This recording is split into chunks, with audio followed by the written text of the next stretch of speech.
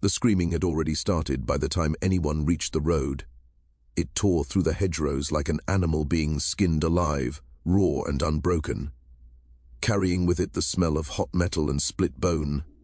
Tires burned. Glass lay powdered in the dirt like frost. In the ditch, something small twitched once, then did not move again. The air was thick with iron and smoke, and the sound of a mother's voice breaking itself against a name that would never answer.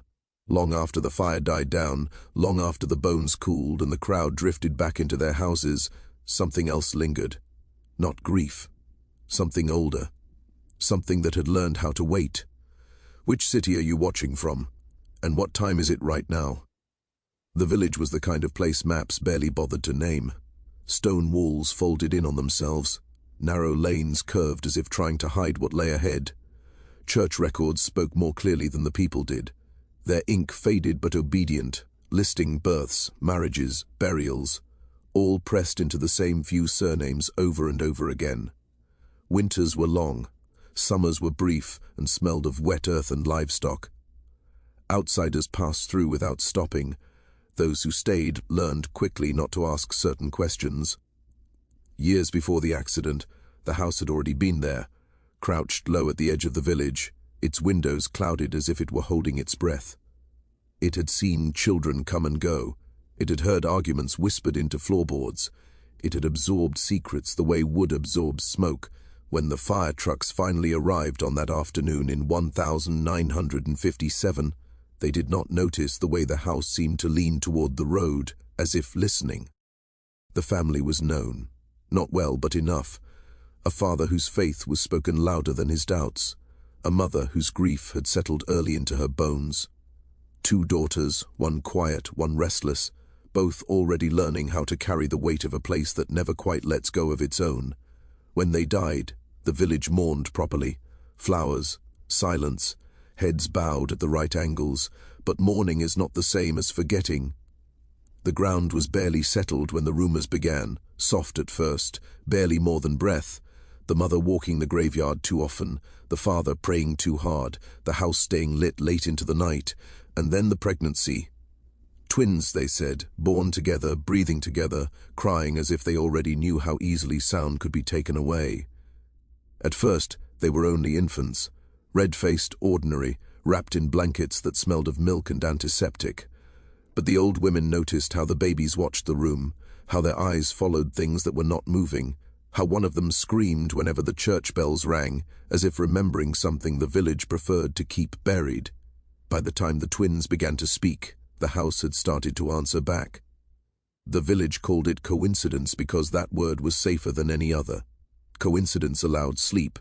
Coincidence kept the doors unlocked, but the land itself told a longer story, one written in parish ink and folded family trees. Old maps showed the same names clustered along the same bends in the river, generation after generation pressing inward, marrying close, burying closer. The soil had been worked by the same hands for so long, it no longer remembered anything else. The house stood on land once claimed by a larger estate, broken apart after a fever carried off half its occupants a century earlier. Records spoke of children buried without names, of siblings listed as spouses, of baptisms conducted quickly and quietly. Those pages were brittle now, handled only by men who understood the value of silence. The church never corrected them. The church never asked why. When the twins were carried home from the hospital, the air inside the house shifted. It was subtle, a draft where there had been none, a creak in the stairs that did not match the weight placed upon them. The mother noticed it first, standing in the doorway with both infants pressed to her chest, feeling something in the walls recognize them. Not welcome. Recognition. The children grew slowly, as if reluctant. They slept too lightly. They woke too often. When they cried, it was not the cry of hunger or discomfort, but something sharper, as though they were calling out to someone who should have been there already. The father blamed nerves. Grief has a way of dressing itself as reason. By the time the twins could walk, they avoided certain rooms without being told. They refused to cross the threshold of the old front parlor, where the floorboards dipped and the wallpaper peeled back like dead skin. When carried through it, one twin would stiffen, her small hands digging into her mother's shoulder, whispering words that were not yet meant for her mouth. The other would go quiet, her eyes fixed on the far wall, following something that moved only for her. Outside, the village watched. Windows opened a fraction longer than necessary. Conversations ended when the family approached. Children were warned away with looks rather than words. At the well, one woman crossed herself every time the twins passed, her lips moving in prayers she pretended were for something else. At night, the sounds began. Footsteps above empty rooms, the low thud of something heavy being dragged across wood. Once, the father woke to find the twins standing at the foot of his bed, unblinking, their faces slack with a knowledge that did not belong to children. When he spoke their names, they answered together, in the same voice, as if one mouth had learned to split itself in two. Drawings appeared in the ash beside the hearth, circles, lines folding inward, stick figures with too many joints. When asked, the twins said they were maps. When pressed further, they stopped speaking altogether. The village had seen strange children before.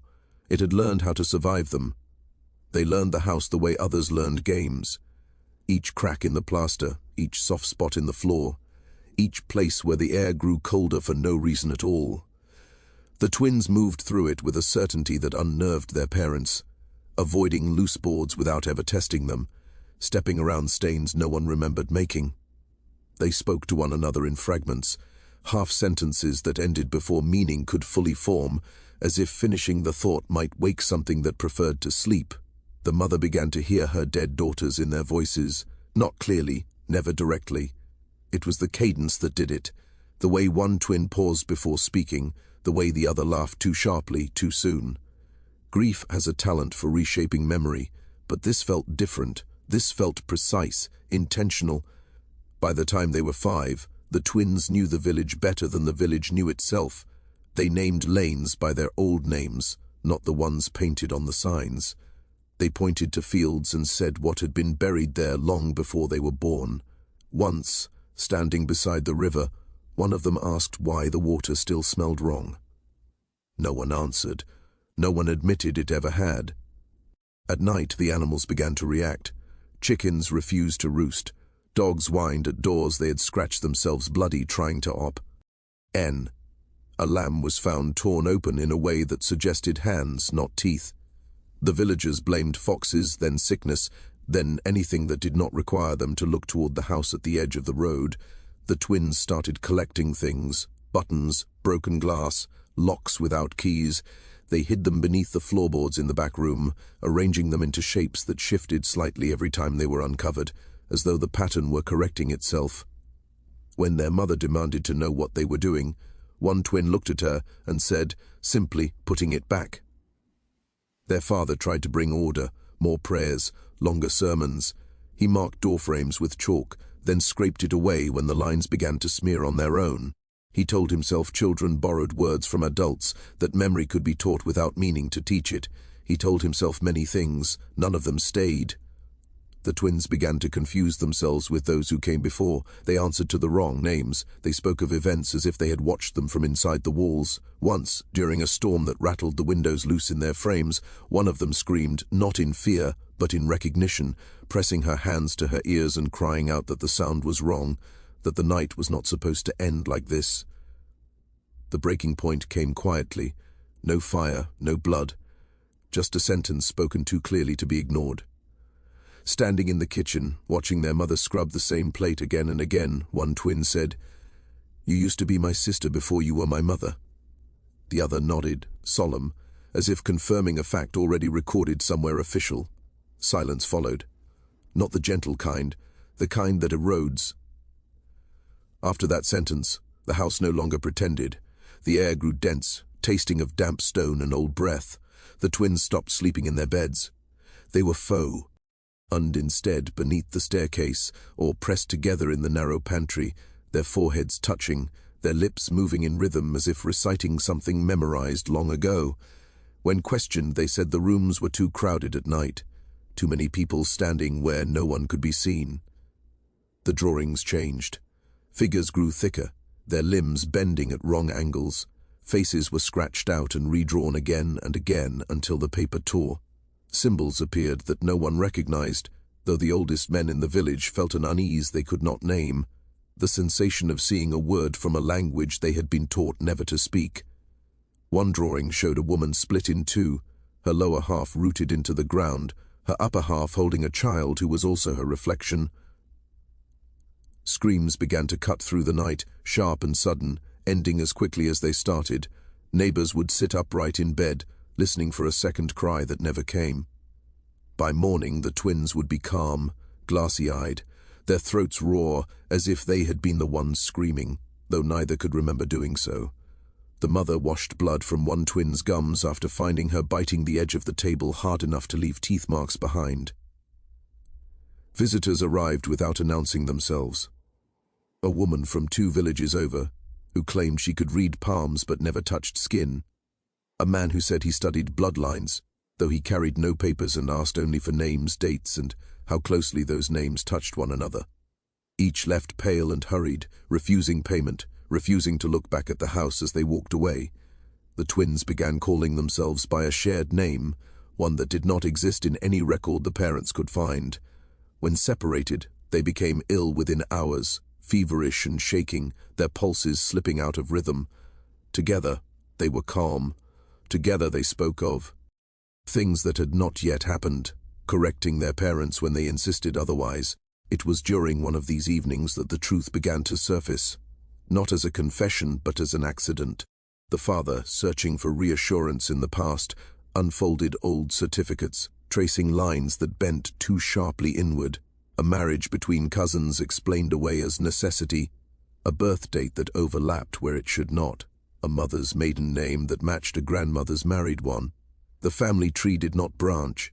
It collapsed. When confronted, the mother did not deny it.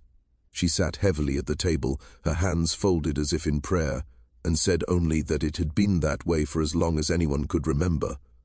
That some lines were never meant to widen. That love, when starved of choices, learns to feed on itself. From the hallway the twins listened. They smiled, not with joy, but with recognition. One of them whispered, "That's why we came back wrong."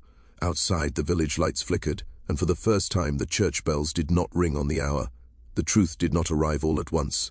It seeped, slow and inevitable, through gaps the family had learned to step over without looking down. The mother spoke in fragments, each one heavier than the last. Sisters married to brothers, daughters raised as nieces, names reused to blur the edges of memory. The family had folded inward for generations, convinced that keeping blood close kept sin contained. What it created instead was a circle with no exit. The twins reacted as if this knowledge had always belonged to them. They corrected details their mother misremembered. They finished sentences meant to stay unfinished. When she spoke of a woman buried without a marker, one twin described the dress she wore, the other the way her fingers curled in the dirt. The mother began to cry then, a thin, exhausted Sue. ND, because grief had finally found something it could recognize. The children started referring to their parents by older titles, sister, brother, mother said with the wrong emphasis. The father tried to stop it, his voice rising until it cracked, but every protest seemed to strengthen whatever held the twins so tightly together. They spoke openly now, unafraid of being overheard, as if secrecy no longer mattered once the pattern had been named. The village felt it shift. People avoided the road near the house. Milk spoiled faster there. Crops along the fence line grew stunted and pale. One night, a goat broke free from its pen and ran straight into the side of the house, breaking its neck on the stone. No one claimed the body. It lay where it fell until the twins dragged it away before dawn, leaving a dark trail that did not wash out. The church finally intervened, though it called itself concern rather than fear.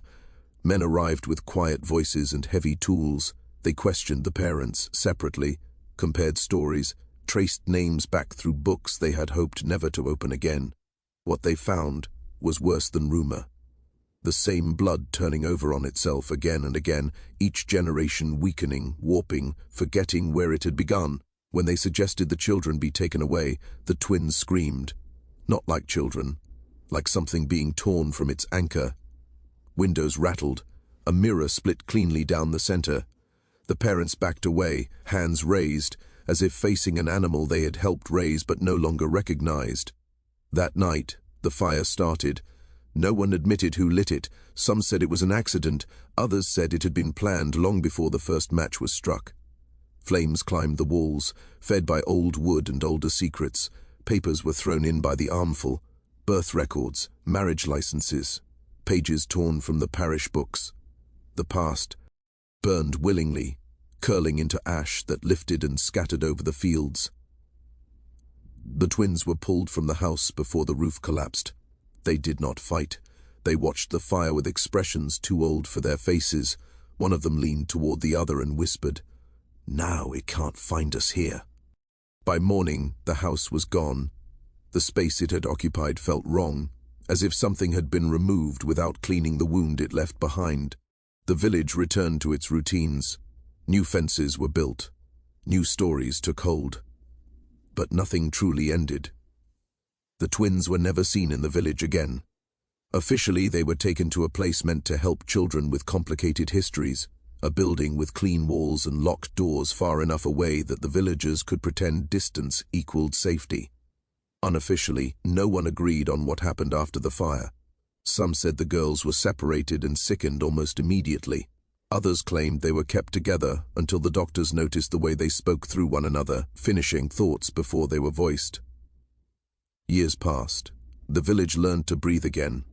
New families moved into nearby houses, unaware of what had been erased beneath the soil. Crops improved, animals calmed, the church replaced the burned pages with fresh ledgers, their blankness a kind of mercy. And yet on certain nights, people swore they heard voices near the old road, overlapping, arguing softly over which memories belonged to which body. In the late 1980s, a man arrived with a camera and a notebook thick with loose pages. He was not from the area. His accent caught on certain vowels, and he asked questions too directly. He said he was tracing unusual family histories, patterns that repeated across regions and decades. He spent long hours in the county archives, photographing documents others had ignored. Names blurred together. Dates contradicted themselves. Women appeared twice in the same generation under different roles. He found references to the fire easily enough. What interested him were the gaps that followed. 2 children removed from records entirely. No deaths listed, no transfers logged. It was as if the system itself had learned when to stop writing things down. The man tracked rumors instead. A nurse who remembered 2 girls who refused to sleep apart. A caretaker who quit after finding them standing motionless in a hallway, facing opposite directions, whispering in perfect unison. A doctor who noted identical scars on both girls' wrists, marks that appeared without injury and faded just as suddenly. In one interview, an elderly woman described visiting the institution once. She said the twins asked her questions about people long dead, correcting her answers when she lied. When she tried to pray over them, they laughed, not cruelly but with pity. "You don't know who you're asking," one of them told her. "The researcher never found them, not officially. But he did find a tape, mislabeled and nearly erased, containing a child's voice reading from a list of names. The list looped. When it ended, it began again at the beginning, slightly altered, as if being refined. 2 voices spoke, but sometimes they merged so closely it was impossible to tell where one ended and the other began." His final notes were brief. He wrote that some family lines do not break, they circle. He suggested that identity, when forced too tightly inward, begins to echo backward, dragging the past into the present until the distinction collapses. Shortly after, he stopped publishing. His files were boxed and stored. Some of the photographs were missing. The village still stands, the road is quiet, but locals avoid the empty space where the house once leaned forward listening. In the years that followed the researcher's disappearance, small fragments surfaced in places that had no reason to remember the village at all. A genealogical journal printed a short, unsigned note about collapsed bloodlines and children who seemed to inherit not just genes, but unresolved roles. A university archive received a packet of photographs with no return address, burned foundations, overlapping birth certificates, 2 identical girls standing too close together, their faces blurred by motion as if they could not remain still long enough to be fixed in one shape.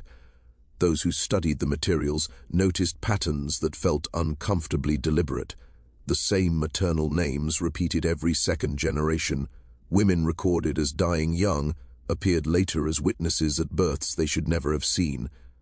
The family tree, when drawn honestly, folded back on itself until mother and sister, father and uncle, became interchangeable labels rather than distinct people. One photograph drew particular attention. It showed the twins at approximately 7 years old, standing in front of the burned house site. The ground beneath their feet was blackened, but new grass had already begun to push through. One girl faced the camera, the other faced away, her hand resting lightly on her sister's shoulder.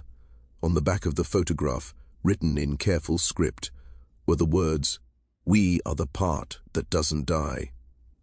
The journals debated psychological explanations: trauma, shared delusion, learned behavior reinforced by grief. None of it accounted for the documented knowledge the twins had displayed, nor the way records shifted around them, dates changing slightly between copies, names appearing misspelled only where their lives intersected. In private letters, the researcher confessed a growing unease.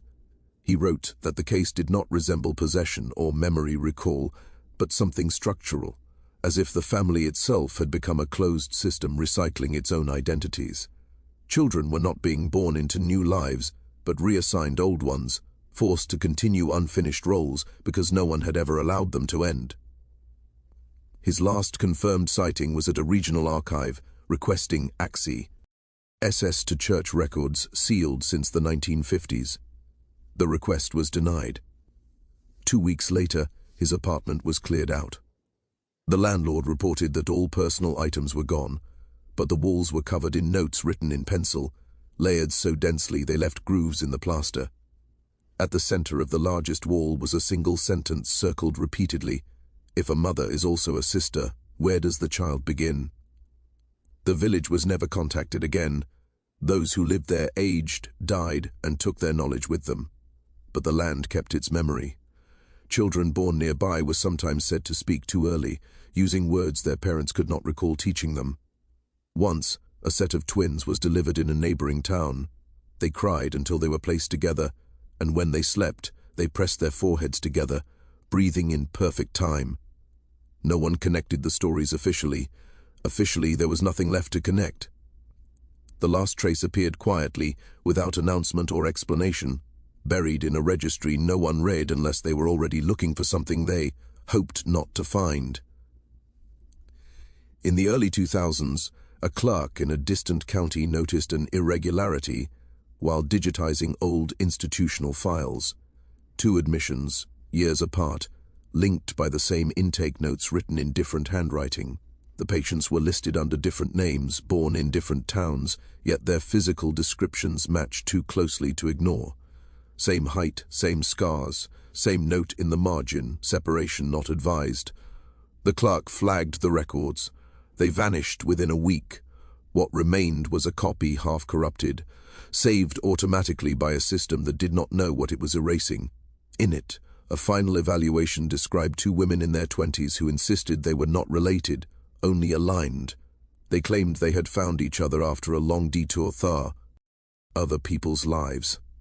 When asked about their childhoods, they gave different answers, yet both described the same house, the same fire, the same moment of standing side by side as something old finally let go of the ground.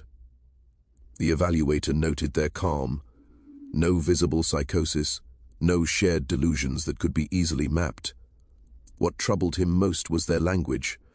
They spoke of ancestry not as history, but as gravity, something that pulled inward until escape felt like betrayal. They said some families never move forward because moving forward would mean admitting what had already been done. When asked if they planned to stay together, one of the women smiled. "We don't have to," she said. "It stays with us now." After that, there were no more records, no sightings that could be confirmed, only rumors, always involving pairs, 2 women renting briefly in a rural town, leaving behind notebooks filled with names crossed out and rewritten.